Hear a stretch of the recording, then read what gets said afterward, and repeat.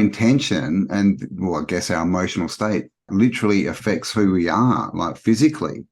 So the physical definitely comes from the spirit, right? We're not bodies with souls or spirits. We're spirits with bodies. Yeah, and when you get ill, it's almost the body giving you a last-ditch message saying, this is your perspective Yes. and you've got to heal it. This is what's happening inside your body, inside your consciousness, your perspective, and you haven't looked at it. So the body tries to tell you, because your energy and your emotions end up vibrating in the respective part of your body. So the liver is what? Anger.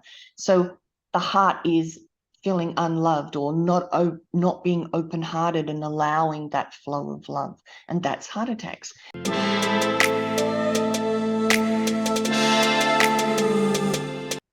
Hello and welcome. Hope you're having a fantastic day. And Cambell here, back for another chat, another Conversations with Cambell. And today we have Jo Gifford. And of course, you'll find all Jo's links below. Go check out her channel. And we're going to have a bit of a chat about emotions and inner child and who we are and who we want to become and all that kind of stuff. How are you going there, Jo? I'm fantastic, Cambell. Thanks for hosting me, having me on. My pleasure, my pleasure. So, yeah, you've been doing a bit of research on this, and we were just saying, talking, you've been moving around a bit and working with energy grids and all this kind of stuff. There's lots going on. So, yeah, jump into it. What do you want to let us know, Jo? Well, don't turn off, everybody, because we mentioned inner child and emotion. Stay with us. Stay. Stay with us. Have an open mind. I suppose there's some questions that I would ask of anybody watching. What are emotions? Why do we have them? I think that there's too little emphasis placed upon them. There's too little understanding of them as we are getting older and growing older, through childhood, through teen years, through adulthood. And yet it is a huge part of who we are. We're very emotional beings. We feel love, we feel anger, they're all there, but nobody really teaches us what to do with them. And the focus of the inner child is that's where they're all anchored in your lifetime initially. It's that really vulnerable, open time of our lives where we are just so impressionable. And we are told about the world, we're told about who we are, what we can achieve through the filter of our parents. And our parents have not been taught either, and they're just sort of feeling around in the dark. So we are learning from people who don't really know how to teach us. And so their misperceptions and their concepts are overlaid on us, whether we want it or not. Yes. So the idea is to make intellectual inquiry as important as emotional inquiry, because it is, yes, we have a brain and it's fantastic to research, fantastic to find out truth, that, what is happening in this world, etc. But what about how we feel about all of that stuff? And that's where what I've been focusing on for many years, understanding what I call the human condition, which is emotional beings. We are. I mean, we get told so much about IQ, and IQ is so important. But there's another thing called EQ, emotional quotient, and they've done studies on people who run big, successful, organizations, and the ones who do it the best have got a high EQ, not a high IQ, because which makes them more in touch with themselves, and basically it means that they can relate better to other people, is what it is, and so they make better leaders. And this is the thing, IQ, I guess, is left brain, and emotion we would call more right brain, right? So we've got the male, the feminine sort of going on, and of course in this world we've been raised in, right? It's fairly male mind dominated and everything's in the mind, right? The experts are not the people who do stuff. They're the people who stand on stage and tell you, this is what I learned. This is in a book, blah, blah, blah. Listen to me. They're not the ones actually going out and creating change, are they? So it's very left brain what we've been taught. Yeah, you're right. We've sort of been in this masculine dominated perspective for, quite a few thousand years, what the Piscean age, and moving into the Aquarian age is moving into the feminine, and that's being receptive. That's being in the flow. That's being not so do, but just to be, and balance the doing and the being. Balance the head, and the brain, which is there to keep us safe, to analyze and assess the environment. But also the heart is, what is it that really will make you fulfilled? Forget about what's right or wrong or the best thing to do in this situation from a logical standpoint. What's important to you? What's important to your heart? And that would make you feel the most fulfilled. Mm. I mean, the world's full of people who have followed other people's opinions of how to live successfully, and that they even do it for 40, 50 years, and they don't ever hit a place where they're happy because it's all, I mean, it's all out. Most of that stuff is physical left brain, which is outside of us, right? It's, I need a car, I need a house, I need the clothes, I need whatever. But that doesn't make you happy. We all know that there's people with hardly anything and they're happy because they know who they are. And there's people with so much, possessions, interesting word, who aren't happy. Mm. Well, we are taught as little kids what's important in the world. We are taught from the perspective of our parents what is good and what is not good, what is valuable and what is not valuable. Yeah. And so sometimes even successful people are not really doing what their heart wants them to do. They thought and were shown early on that if I pursue this career, I will be valuable and worthwhile. And so when they pursue that career, satisfying that early programming, yes, they feel satisfied, but it's sort of a distorted satisfaction because it enables you to fit in with the tribe, fit in with the family, fit in with the society. And if we are going to continue this journey of expansion that we're on in this realm of finding out who we truly are, what is our real place in this galaxy, existence, universe, however you want to say it, we have to start looking at who we are and what we really want. And the first thing I think in doing that is looking at what are the things you think are right? What are the things you think are wrong? What are the things you think are valuable and worthwhile and not? And really sitting down and using your IQ to look at your concepts, your belief systems, and ask, who told me this? Yes. Why did they tell me this? Is this the truth? And it's not that you throw out everything you're doing, but you should at least stop and ask, who told me and why did they tell me? Were they happy in their lives? And this is where we have the melding of the head and the heart. We assess it, we analyze it, we make a choice. Is this what I want or not? And then we feel and then make choices and decisions from that feminine side, which is more open-hearted and being instead of the doing, striving and achieving, which is what we ought to do. Yeah, well, we're human beings, right? Not human doings.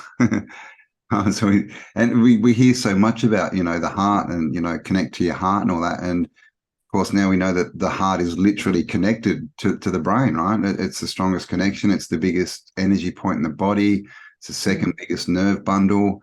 But this is our language, right? We hear this all. We're disconnected. We're disconnected from our hearts. We've told this. So this is what it's all about, I guess. Is like you said, using our intelligence, our mind, but then going through our heart to make the decision, making sure it feels right, and we're doing it for the right reason. Yeah, that's right. If the next question I would ask people is, do you think you're choosing how to be in the world? Do you think you're choosing how to act in that situation or with that person? What happens on the TV, what happens in your community? Do you think you're choosing, in a way, how to act or react? And I would say that most of us are not choosing it. It, again, is something that we were told. If we have perceptions and concepts, say, for example, simply like having an education, university education is better than being a farmer. Why do we believe that? And some people believe the exact opposite. Mm. Why are some people glass half full and why are some people glass half empty? These are things that were overlaid on us, and we have to look at these perspectives because we're, in a way, conditioned to respond to the world from the perspective of what I call the inner child, or those early programs that were overlaid on us. Mm. And the other thing I would say from a multidimensional level is there is another name for the inner child, and it's how it is in this time of life, from birth to death in this reality, but all of the things we're dealing with.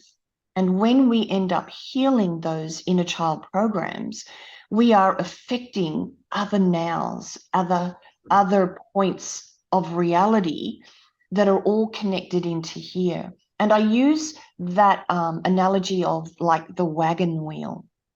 And we are the center of that, the hub of a wagon wheel. And there are spokes moving outwards. And at the end of each of those spokes, another aspects of us, and they could be in the future, in the past, they can be in parallel realities, they can be in other dimensions.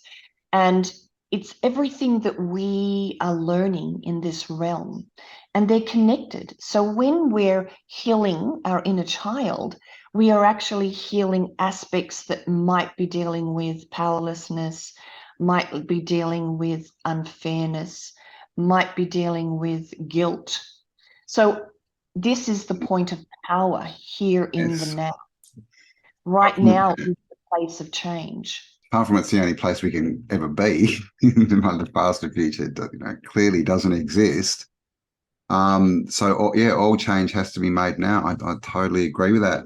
What do you? I've been sort of playing with this idea that the past is retroactive.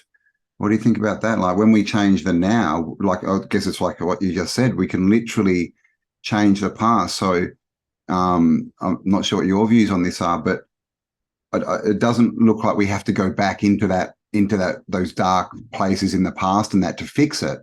We can do it from now and do it in a more positive way, because my perspective is if we focus too much on the bad stuff, we just create more of it. What do you think about that?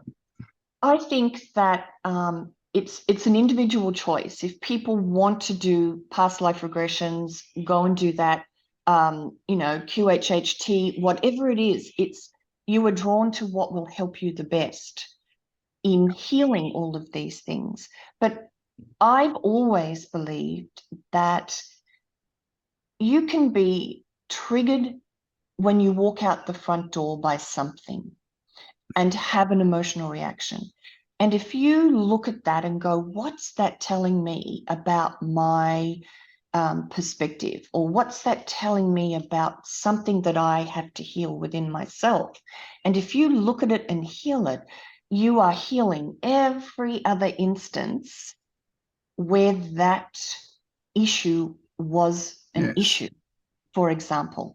So it could be something really minor in the now, but if your intent is to heal, your intent is to pull out of victimization, pull out of, it's not fair, and really address that moment, address those emotions, address the energies that you are being triggered to feel, you are having a multi-dimensional effect on who you are. Because Joe and Campbell is really just this much Mm. of who we really are. We're existing in many different forms, many different manifestations, bodies, however you want to say it. So we are in this point of power right here. I agree. It can be done in the here and now. And in a way, you don't have to go back and dive into it. Let me tell you a little example of how this worked for me.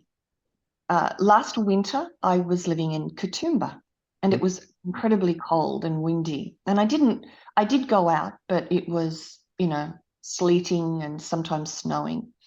So I was at home a lot, and I felt very stir crazy, antsy. And I was like, I've got to do something. I've got to do something. I couldn't settle in and just be in the moment. And so I'm walking around the house. This was a house sit, so it wasn't my home. And I'm breathing and going, what is this? What is this? And as I'm walking down the corridor, there's a bookcase. And at the very end of the bookcase is this very slim, white spined book. And I went, oh, what's that? And I pulled it out. And the title was something like Convict Life in Port Arthur. Oh, interesting. And I just got chills, and I realized that the universal, the whatever you want to call it, was showing me, giving me a clue as to why I was feeling that energy in that moment. So I sat down and I asked, who is this? Where is this coming from? And because of the book, what popped up was a guy in a cell, a convict in a cell. And I thought, okay, so what can I do? He's obviously feeling he's got to do something. He can't do anything. He's trapped. So I, in my mind's eye, just opened the cell. And I drew him out, and he had long, scraggly hair and, hard clothes hardly on him and everything. So in my mind's eye, I took him to a place. I filled up a big tub, a copper tub with water. He got in, he washed, and I brought him new clothes. And then I sat him down at this bench and gave him something to eat. And as I'm sitting there, again, is this real, or is this how we create reality? A woman started walking towards him. And she had like that era clothing, long skirt, whatever. And she sat with him, and I wasn't quite sure who she was. So they got up and started to walk away, and I followed them. And there was a cabin in the bush. So this was Australia back in those days. And the children came running out of the cabin. They sat down and reunited. And then the father and the son went off fishing. So I opened my eyes after that, and I never felt antsy again. I never felt stir crazy. It was the end of it, because you can rewrite it. That's my understanding and my experience. If you ask your own intuition, you ask your own deeper aspect, your God source, however you want to define that, for what is this about? What can I do to heal this? We have the power to be shown something. And in using my willpower, in using my intent to rewrite that scene, I didn't go into him being lashed. I didn't go into him being dragged into the cell. I freed him. And that's the intent, was that a analogy? Was that a metaphor? Was that the truth? It doesn't matter. I just trusted and went through it and changed it in a way that I felt would heal whatever it was. So we have the power to alter. We can go into the past, but we don't have to go and feel it all if we don't choose to. Yeah. It's really on an individual basis how deeply we dive into this. I mean, it's interesting. Like I said, we're going into the age of Aquarius, which is an air sign. We've come out of, water. So this is, I'm hearing so much of this imagination, a lot of, this sort of quantum stuff that people talk about, quantum healing and everything. And it's basically all ether. That's what the language is. It's ether and this oneness, right?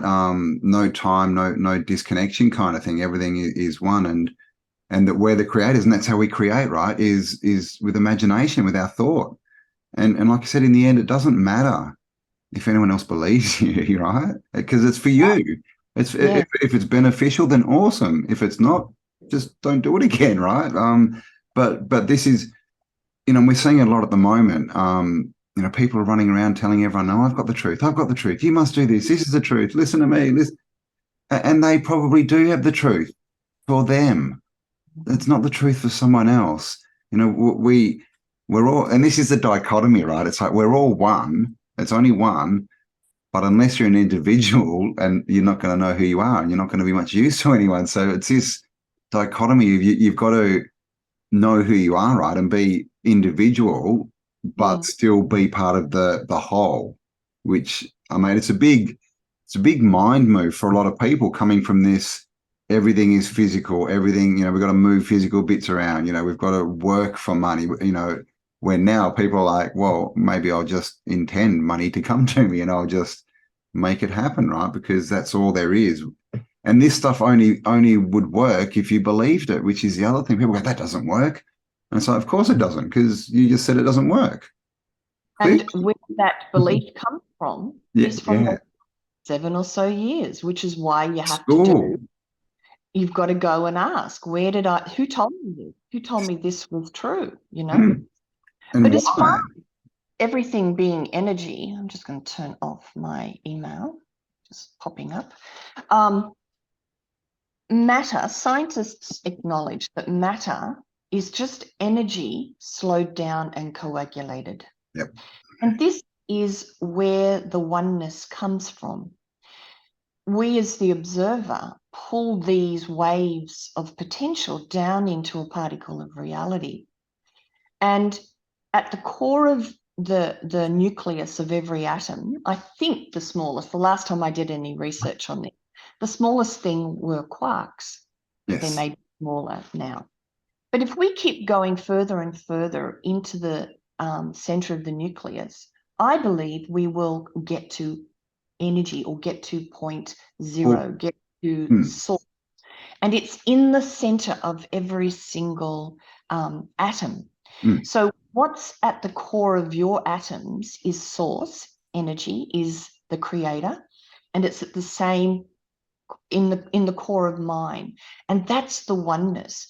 We've, in this realm, and in the journey to this level of frequency, we've differentiated, we've gone on our own individual journeys. And we begin to heal the emotions, which is an essential part of this journey that we're on.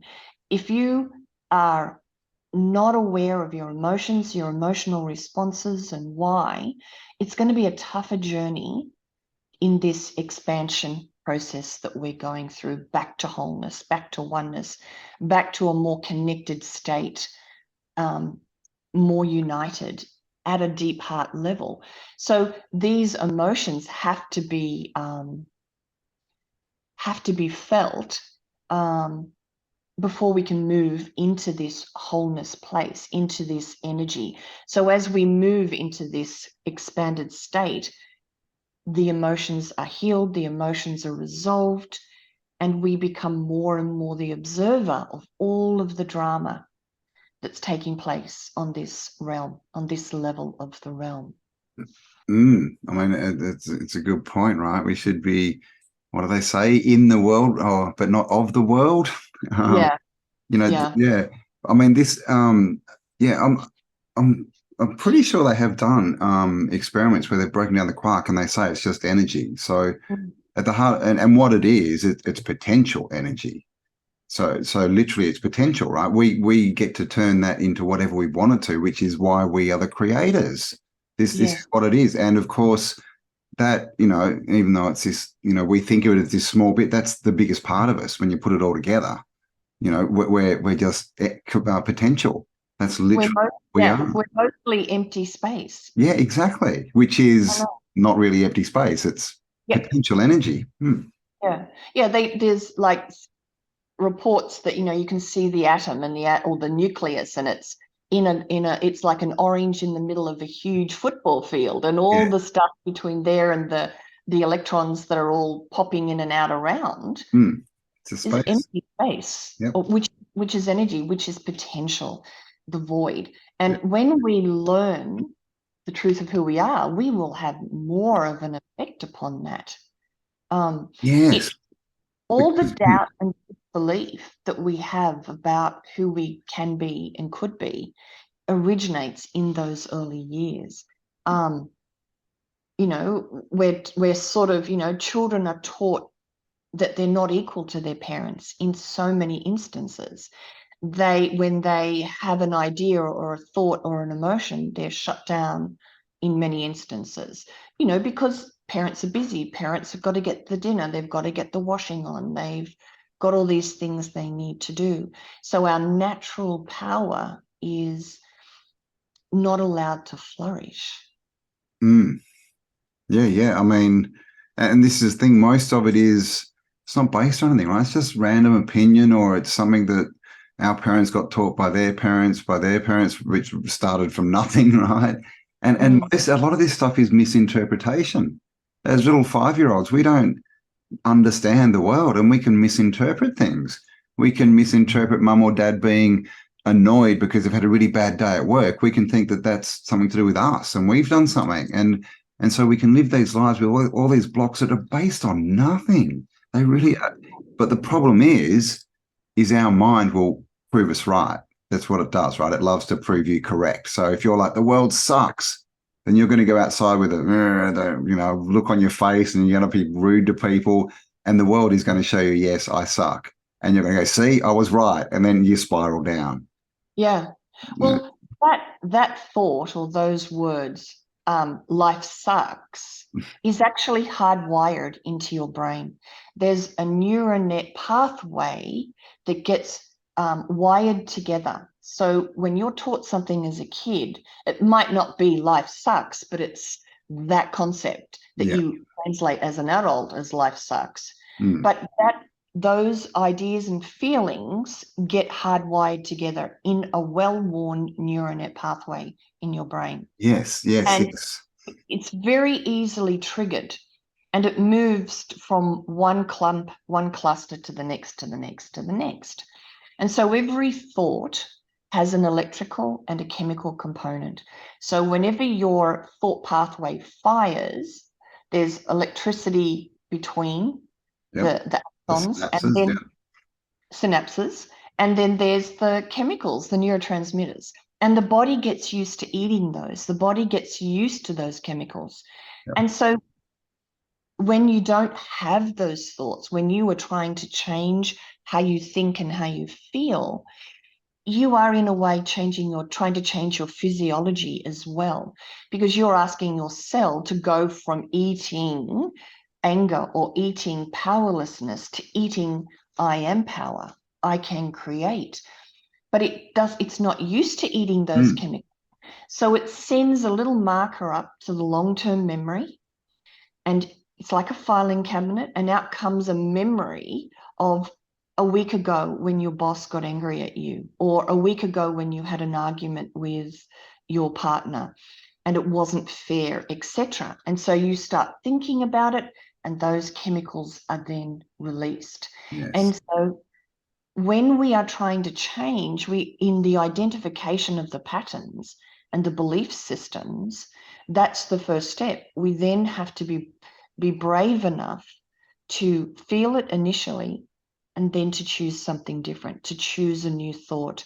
And when you drop back into the old thought, catch yourself as early as you can. Catch yourself and say, you know what? I know this inside out. I Mm. know this perspective. It's not what I would like to choose anymore. And then choose something else. And that's the power that we have that we've not been taught about. Choice, right? I mean, change is uncomfortable, we know, and it's like if you go on a diet, right, and you change the food you eat, it's not natural. Like, you've got to, buy different stuff, you've got to prepare different stuff, it tastes different, And then you'll find yourself munching on a piece of cake. You're like, oh crap, I'm not supposed to do that. And you go back to your old habits. But this is the thing: is what we're changing is our subconscious mind. But we do that by repeatedly making better decisions in the conscious mind.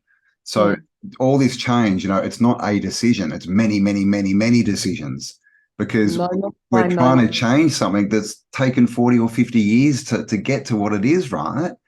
So we've just got to keep making those decisions. And like you say, changing that pathway. It's like if we go to work the same way down the freeway every day, it's easy, right? And literally people say, oh, I can do it blindfolded, I can do it half asleep. Then choose a different way, right? You're watching the maps, you listen to Google, whatever, you're trying to work out, making wrong turns, but you do that 100 times, and again, now suddenly you're doing it and you're half asleep again. So that's all this is. Yeah, different decisions constantly will give you a different outcome. Yeah, and the analogy I use is the bowling alley, that the old thoughts go down the gutters. That's the well-worn. So you throw the ball, it goes into the gutter because that's got a dip for the ball to travel along. And you're trying to have new thoughts, and you're throwing the ball down the center, which is so smooth. And it's so easy for the ball to run off back into the gutter. So you have to keep throwing the ball down the center, throwing the ball. And what happens is the gutters begin to fill up, because when you no longer fire a neuron pathway, they actually atrophy, the connections atrophy, and it's not a well-worn path anymore. It sort of disappears, that path. So as you throw the ball down the center of the alley, the gullies fill up because they're not being used, metaphorically, and you create a new pathway where there has not been one before. Nice. So, I mean, emotions are energy in motion, right? I mean, that's sort of, and there's, a lot of people, think, oh, emotions are bad or emotions are good. I think they're just probably emotions, and it's probably bad if they control you, and better if we can control them. So, this whole thing is really about getting in control of our emotions, right? Which is I guess it's our inspiration. Emotions make us do things, right? Like, we've seen people who get angry, they do stuff, right? Yeah.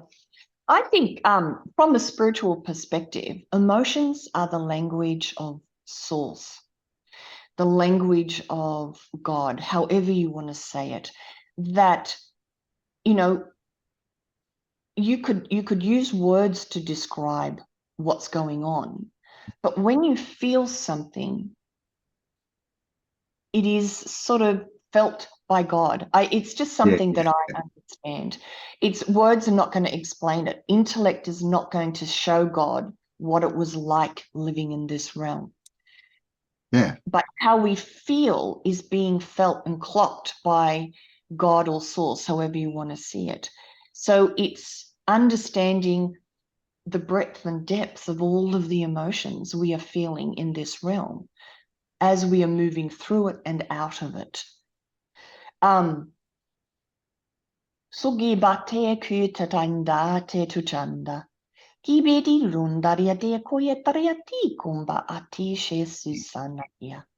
Ki doria shasianaka. Ki kama. Imbetiushtastea zakote kumbati nenokoya. Imbetias tuштезия тариана куена. Kareti shata uyetiana koya. Ambuye seana. Embeyo ayanda. Ianda ayombo esatya. Kundaya chetsa koretikiana sessa. That was a big one.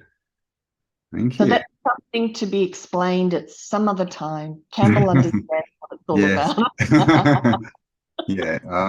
If anyone's watching, do you want to explain what that all was quickly? Oh, it's light language. It's language that is encoded, and it's more direct, pure, closer to source than English or the languages of this realm, which are, as we know, are spells, and which are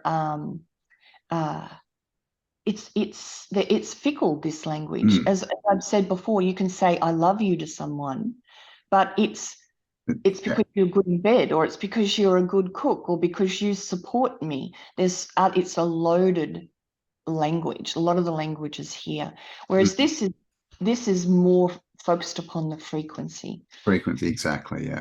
Yeah. And it is coming forth at this time to help heal and shift and wake people up and remember their multidimensional selves.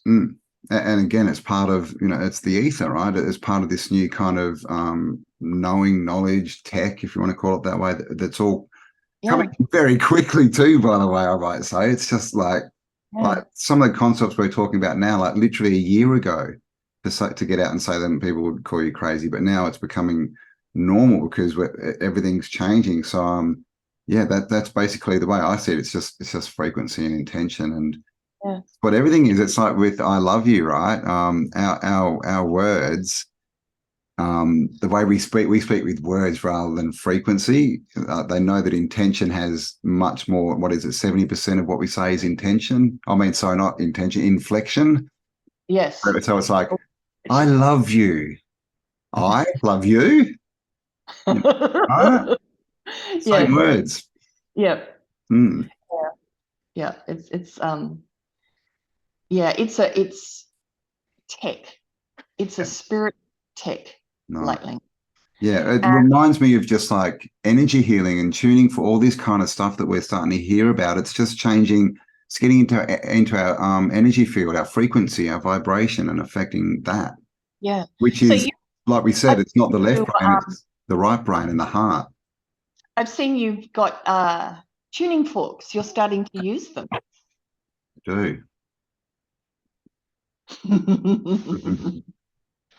Well, when I tone and use different, which is a tuning fork, it breaks up energies. It is a higher frequency, so it helps break up the heavy, dense energies here. So it's the same thing. It is. It is, yeah. I've done a few chats with Eileen McCusick, and she's been doing this for 30 years almost, and she can literally, in someone's energy field, she can feel like blockages, and she knows what they are. Like she can go, that's pain from when you were 5, and she can literally pull it out of the field.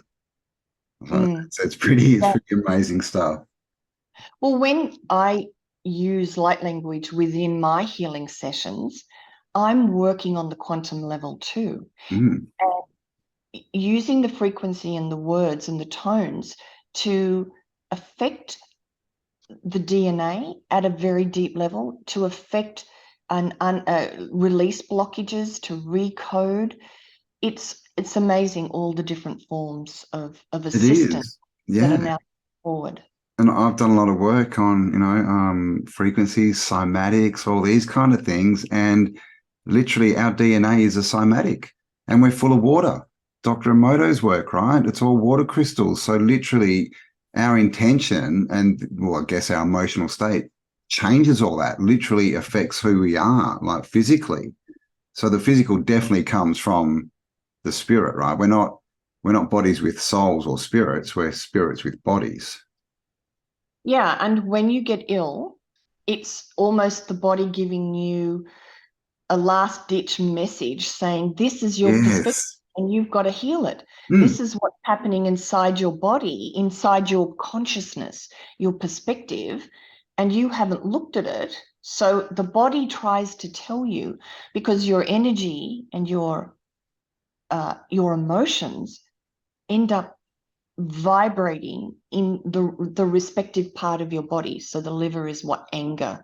So the heart is feeling unloved or not being open-hearted and allowing that flow of love, and that's heart attacks. So yeah, the body is trying to tell us, hey, this is what you're doing. You look at things. Yeah, we've got Krillian photography, and they can literally see dis-ease up to 6 months before it becomes physical. So yeah, it's all just expressions of we cause everything, right? We cause everything. We do everything to ourselves, good and bad. But this is what we're finding is, we've all learnt about the medical system over the last few years. But even before then, right, they look at it backwards. They look at your physical, okay, your physical liver is broken, so we're going to physically cut it out. Now, we've just said that that's the result of at least 6 months of energy. So what do you think is going to happen when they cut it out? The energy is still there. It's just going to affect something else. This is why modern medicine does not work. And this is why we've got to get back to, I'm calling it the blueprint, right? Get back to our frequency reset, like our blueprint of our frequency, and work from there up. Because if we get the blueprint right, everything else comes from that, right? It's like you can't build a building on bad foundations. So this is what you were talking about. This is all foundation kind of work. Well, when I sort of feel that the inner child, so when the being comes into this body, so the soul comes in, and it's really the spark of God. It's closest to source. It's pure, it's bright-eyed, bushy-tailed, wants to have this experience. And then all of these things get layered over it through childhood trauma, childhood perspectives, whether that's, if there's poverty or if there's divorce in the family or a death or something. All of these things get layered up over that inner child, that divine aspect of us. And so the process of expansion is to go through all of those layered bits, look at them, acknowledge them, feel them, and then choose differently. Yes. And each time, but I think you have to understand it first. You can't just, although I must admit there are people that can just change. But if you're having problems changing and choosing a new life or choosing a new direction, choosing a new thought, and you keep going back or you keep getting blocked or stuck, the answer to that, I believe, is in those early years and those early emotions that are really influencing how your life is unfolding. And to go back through and peel the layers of the onion through understanding and observing, you get back closer and closer and closer to the truth of who you are. Whether you want to call that your God spark or your higher self or the traveler that moves between. The traveler, that's a good one. I like it. Yeah, that's from Star Trek Next Generation. Oh, okay, nice. Cool. Wesley went off with the traveler at the end. Oh, yeah, right. Sort of, in a way, ascended, did what we are all attempting to do, in that he moved from mass through releasing the dense, heavy emotions. He got lighter and lighter, and he went off. And that's sort of what we're doing. We're going back to light. Yeah. We're going back to our true form. Yeah, and light's an interesting word, isn't it? It's sunshine, light, but it's also a weight, right? Or the lack of it. And so that's what we're doing at the moment. We're getting rid of all our baggage. Yes. We're lighter. All this stuff that we're hanging on to. And that's what tension is, right? We hear all this tension, everything, he's got too much tension. Tension is holding on to something. You think of a rope. It's 2 points that are joined, and when they try and move apart, you create tension. So tension is literally we're holding on to stuff we need to let go of. Like that's literally it. Yeah, most people get around in fight or flight all the time. And this is how we learned, in a way, to cope as a little kid. Yes. Because we're trying to do this, we're striving to be this, but in fact, we really, at a deep level, through the inner child, don't believe it's possible. Yeah. So I'm a good person. I go and do good works. I volunteer. But the little kid in them really feels they're bad, or they're not good enough. So that is forcing you or encouraging you to try and do this. And so you are a house divided while Mm. you walk around. And the point of inner child work is to actually bring these two together and see what you really feel. How do I feel about this? And then it's called integrating your shadow. It's called looking into the darkness within you. And it's when you look upon it, you shine the light on it, it starts moving and shifting and transmuting the energy that's in this hidden part of us. Mm. Nice. And so you've actually gone and devised a bit of a course, a bit of an interactive to do with all this um, emotional recapitulation, I guess. Do you want to tell us what that's all about? Yeah, I'm going to be I've started holding regular workshops that go for 4 weeks.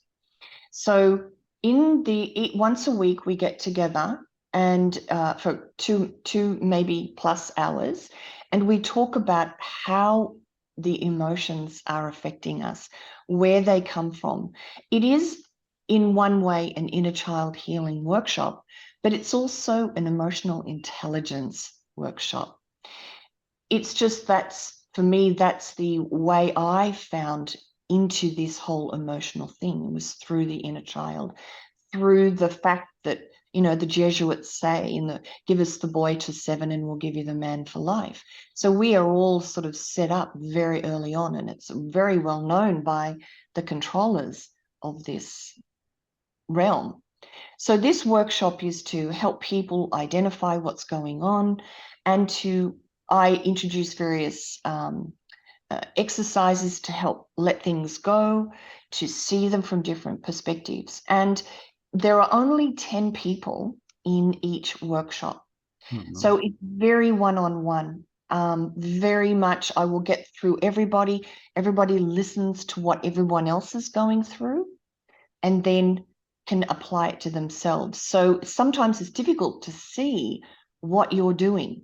But when you are watching somebody go through their processes and hear their objections or their blind spots, it can help you show yours.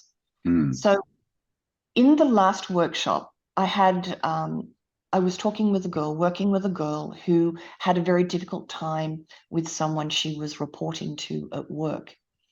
And he was very disrespectful of her and sort of, in a way, drove her crazy. She had to try and work through this, and she didn't know how. So we worked through the inner child, through the energy exchange, understanding the mirroring that's going on. And we worked through releasing it and having a different perspective of that. In the next 3 days, a job became vacant in her organization and it appeared in her feed. She applied for the job. She got it without an interview, and the job brought her onto the same level as that. Nice. So she was no longer reporting to him. Mm. She was on the same level. Mm. And it shows you what happens when you address the emotions, the energy at the core of the emotion, and you transmute it and morph it. You're changing your signature. You're changing your energetic field that you're Mm. emitting, I feel and it. and you begin interacting with everybody slightly differently. Mm. The change starts with you. You can never change people in your environment. You can have a go and try and talk to them, reason with them. But if that doesn't work, the only place to go is within you, and to look at your emotions and the energy that you sit in every day Mm. that might be adding to this energetic deadlock exchange with various people. So 3 days was all it took for her to move to here, because she pulled out, took responsibility for the emotion, and through that inquiry started a change, a morphing of that content of her energy signature. Mm. And she doesn't deal with him And Amen. as soon as the energy changes, everything like it's cymatics, right? As soon as the frequency changes, everything has to change to come into line with it. I mean, it's interesting because in that story, it was probably to do with, someone feeling that they weren't, they didn't have the skills to do that job or whatever, or they weren't good enough. But as soon as they got over that, they were suddenly on the same level. They literally were good enough. Like physically, that's a representation physically of what happened mentally or Yes, because energetically. Yeah. yeah, because that guy was the latest person or latest scenario Yeah. that Yeah. unfolded in front of her, Yeah. trying to show her something that How needed. often do we see that? People like I hate this situation. They jump out straight into the same situation. So when we went back to her childhood. We went and talked about her relationship with her dad, how he didn't respect her. Um, he didn't make her feel powerful. He disempowered her.